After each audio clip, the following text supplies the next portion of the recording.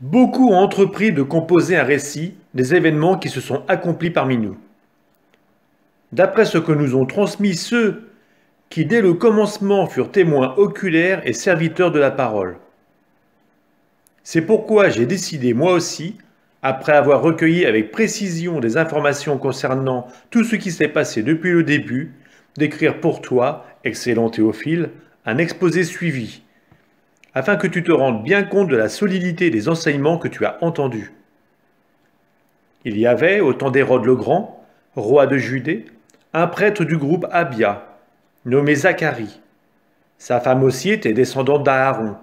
Elle s'appelait Élisabeth. Ils étaient l'un et l'autre des justes devant Dieu.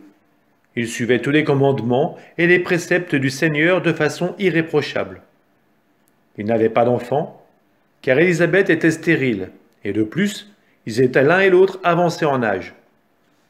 Or, tandis que Zacharie, durant la période attribuée aux prêtres de son groupe, assurait le service du culte devant Dieu, il fut désigné par le sort, suivant l'usage des prêtres, pour aller offrir l'encens dans le sanctuaire du Seigneur.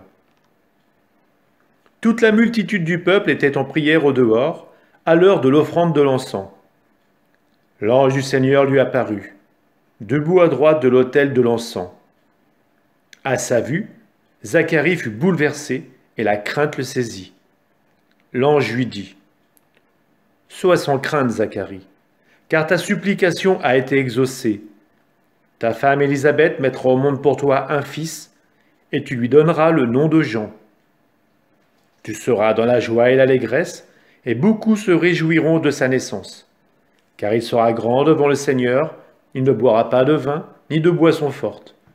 Et il sera rempli d'Esprit Saint dès le ventre de sa mère. Il fera revenir de nombreux fils d'Israël au Seigneur leur Dieu. Il marchera devant, en présence du Seigneur, avec l'esprit et la puissance du prophète Élie, pour faire revenir le cœur des pères et leurs enfants, ramener les rebelles à la sagesse des justes, et préparer au Seigneur un peuple bien disposé. » Alors Zacharie dit à l'ange : « Comment vais-je savoir que cela arrivera ? Moi, en effet, je suis un vieillard, et ma femme est avancée en âge. » L'ange lui répondit : « Je suis Gabriel, et je me tiens en présence de Dieu. J'ai été envoyé pour te parler et pour t'annoncer cette bonne nouvelle. Mais voici que tu seras réduit au silence, et jusqu'au jour où cela se réalisera, tu ne pourras plus parler, parce que tu n'as pas cru à mes paroles. Celles-ci s'accompliront en leur temps. » Le peuple attendait Zacharie et s'étonnait qu'il s'attarde dans le sanctuaire. Quand il sortit, il ne pouvait pas leur parler, et ils comprirent que dans le sanctuaire, il avait eu une vision. Il leur faisait des signes et restait muet. Lorsqu'il eut achevé son temps de service liturgique, il repartit chez lui. Quelque temps plus tard, sa femme Élisabeth conçut un enfant. Pendant 5 mois, elle garda le secret. Elle se disait : « Voilà ce que le Seigneur a fait pour moi, en ces jours où il a posé son regard pour effacer ce qui était ma honte devant les hommes. » Le 6e mois, l'ange Gabriel fut envoyé par Dieu dans une ville de Galilée, appelée Nazareth, à une jeune fille vierge, accordée en mariage à un homme de la maison de David, appelé Joseph. Et le nom de la jeune fille était Marie. L'ange entra chez elle et y dit : « Je te salue, comblée de grâce, le Seigneur est avec toi. » À cette parole, elle fut toute bouleversée, et elle se demandait ce que pouvait signifier cette salutation.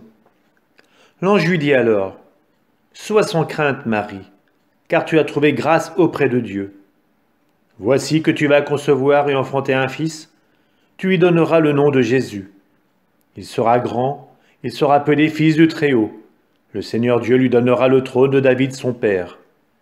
Il régnera pour toujours sur la maison de Jacob, et son règne n'aura pas de fin. » Marie dit à l'ange : « Comment cela va-t-il se faire, puisque je ne connais pas d'homme ? » L'ange lui répondit : « L'Esprit Saint viendra sur toi, et la puissance du Très-Haut te prendra sous son ombre.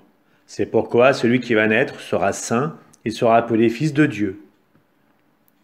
Or, voici que dans sa vieillesse, Élisabeth, ta parente, a conçu elle aussi un fils, et en est à son 6e mois, alors qu'on l'appelait la femme stérile, car rien n'est impossible à Dieu. Marie dit alors, « Voici la servante du Seigneur, que tout m'advienne selon ta parole. » Alors l'ange la quitta. En ces jours-là, Marie se mit en route et se rendit avec empressement vers la région montagneuse, dans une ville de Judée. Elle entra dans la maison de Zacharie et salua Élisabeth.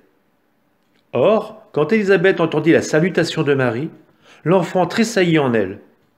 Alors Élisabeth fut remplie d'Esprit Saint et s'écria d'une voix forte, « Tu es bénie entre toutes les femmes, et le fruit de tes entrailles est béni.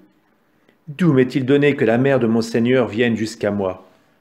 Car lorsque tes paroles de salutation sont parvenues à mes oreilles, l'enfant a tressailli d'allégresse en moi. Heureuse celle qui a cru à l'accomplissement des paroles qui lui furent dites de la part du Seigneur. » Marie dit alors, « Mon âme exalte le Seigneur, exulte mon esprit en Dieu mon Sauveur.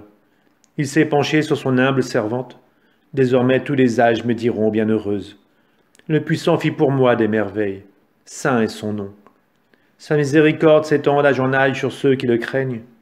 Déployant la force de son bras, il disperse ses superbes. Il renverse les puissants de leur trône, et il élève les humbles. Il comble de bien les affamés, renvoie les riches les mains vides. Il relève Israël son serviteur, il se souvient de son amour, de la promesse faite à nos pères en faveur d'Abraham et de sa descendance à jamais. » Marie resta avec Élisabeth environ 3 mois, puis elle s'en retourna chez elle. Quand fut accompli le temps où Élisabeth devait enfanter, elle mit au monde un fils. Ses voisins et sa famille apprirent que le Seigneur lui avait montré la grandeur de sa miséricorde, et il se réjouissait avec elle.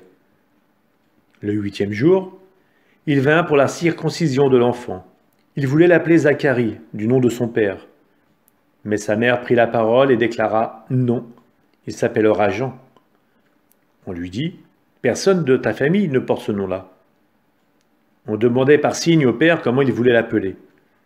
Il se fit donner une tablette sur laquelle il écrivit « Jean est son nom. » Et tout le monde en fut étonné. À l'instant même, sa bouche s'ouvrit, sa langue se délia, et il parlait et il bénissait Dieu. La crainte saisit alors tous les gens du voisinage, et dans toute la région montagneuse de Judée, on racontait tous ces événements. Tous ceux qui les apprenaient les conservaient dans leur cœur et disaient « Que sera donc cet enfant ?» En effet, la main du Seigneur était avec lui. Zacharie, son père, fut rempli d'Esprit Saint et prononça ces paroles prophétiques. « Béni soit le Seigneur, le Dieu d'Israël, qui visite et rachète son peuple. Il a fait surgir la force qui nous sauve dans la maison de David, son serviteur. Comme il l'avait dit par la bouche des saints, par ses prophètes depuis les temps anciens, c'est lui qui nous arrache à l'ennemi, à la main de tous nos oppresseurs. Amour qu'il montre envers nos pères, mémoire de son alliance sainte, serment juré à notre père Abraham de nous rendre sans crainte, afin que délivrés de la main des ennemis, nous le servions de la justice et la sainteté, en sa présence tout au long de nos jours. Toi aussi, petit enfant, tu seras appelé prophète du Très-Haut. Tu marcheras devant, à la face du Seigneur, et tu prépareras ses chemins, pour donner à son peuple de connaître le salut par la rémission de ses péchés. Grâce à la tendresse, à l'amour de notre Dieu, quand nous visite l'astre d'en haut, pour illuminer ceux qui habitent les ténèbres et l'ombre de la mort, pour conduire nos pas au chemin de la paix. L'enfant grandissait, et son esprit se fortifiait. Il alla vivre au désert jusqu'au jour où il se fit connaître à Israël.